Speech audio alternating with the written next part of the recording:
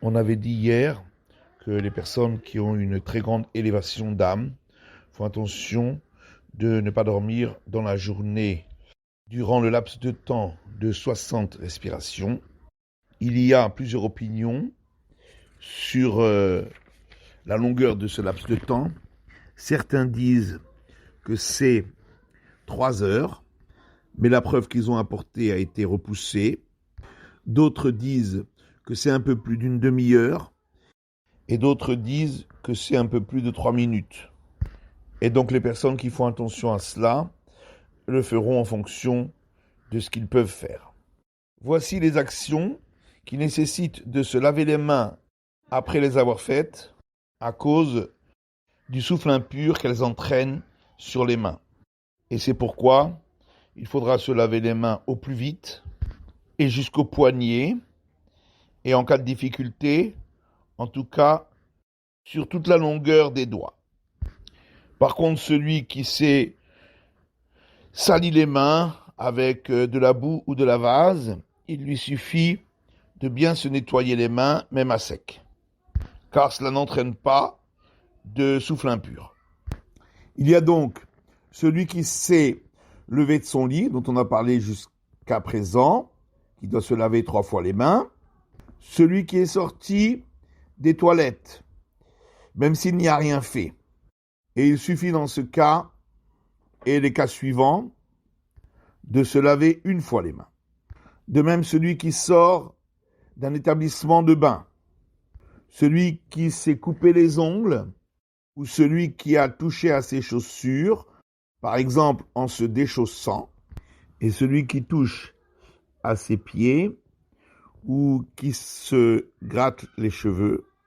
Dans ces 3 derniers cas, ce n'est pas à cause du souffle impur, mais à cause de la saleté, et c'est pourquoi il n'a pas besoin de s'empresser de se laver les mains.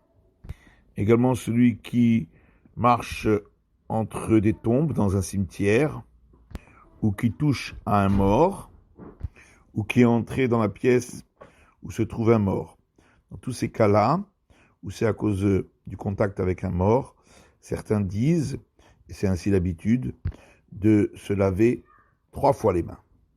Et certains ont l'habitude également de se laver le visage, et l'usage est de ne pas entrer dans une maison après avoir participé à un enterrement avant de s'être lavé les mains. D'après certains, on doit se laver les mains également avant d'aller prier sur une tombe. Doit se laver les mains également celui qui a épouillé son vêtement, même s'il n'a pas trouvé de poux. Celui qui a touché à un pouls.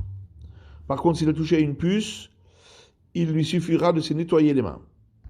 Celui qui a eu une relation conjugale. Et d'après certains, il doit se laver dans ce cas 3 fois les mains. Celui qui a touché avec ses mains des endroits couverts de son corps à cause de la saleté liée à la transpiration qui s'y trouve. Dans tous ces cas-là, s'il ne s'est pas lavé les mains, si c'est un sage, il risque d'oublier son étude. Et s'il n'est pas un sage, cela risque de l'entraîner à fauter.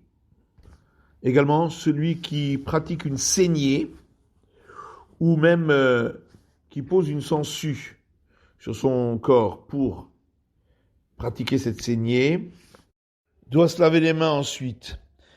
Sinon, il risque d'avoir une angoisse pendant 7 jours. De même, celui qui se coupe les cheveux doit se laver les mains ensuite, sinon il risque d'avoir une angoisse pendant 3 jours.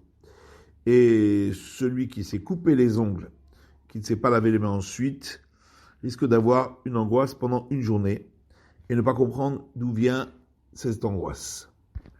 Lorsqu'on se lave la figure, il faut bien l'essuyer, car sinon la peau risque de se craqueler ou souffrir d'éruptions cutanées. Dans ces cas, le remède est de bien se laver ensuite avec de l'eau dans laquelle on cuit des blettes ou des épinards. Il faut faire attention quand on prie, ou lorsqu'on mange, de ne pas toucher les endroits du corps qui sont recouverts à cause de la saleté due à la transpiration, et de même de ne pas se gratter les cheveux de la tête. Par contre, les endroits qui sont découverts, de sa tête ou de sa figure, et tous les endroits découverts de son corps, ça ne pose pas de problème. Il en va de même au moment où il étudie la Torah, il doit faire attention à cela. S'il a fait cela pendant qu'il était dans la prière des 18 bénédictions, comme il ne peut pas se déplacer, il s'essuiera les mains sur un mur pour les nettoyer. Par contre, s'il est dans la lecture du schéma ou dans la lecture des psaumes avant les bénédictions du schéma, il ira se laver les mains.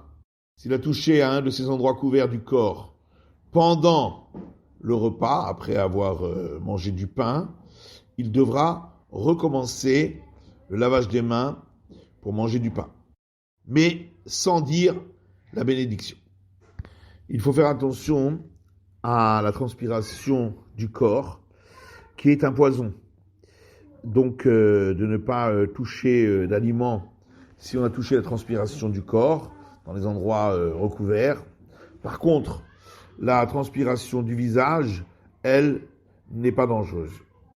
Les endroits couverts du corps dont on a parlé dépendent évidemment de ce qu'est l'habitude de couvrir en fonction de l'endroit où on se trouve et de la saison.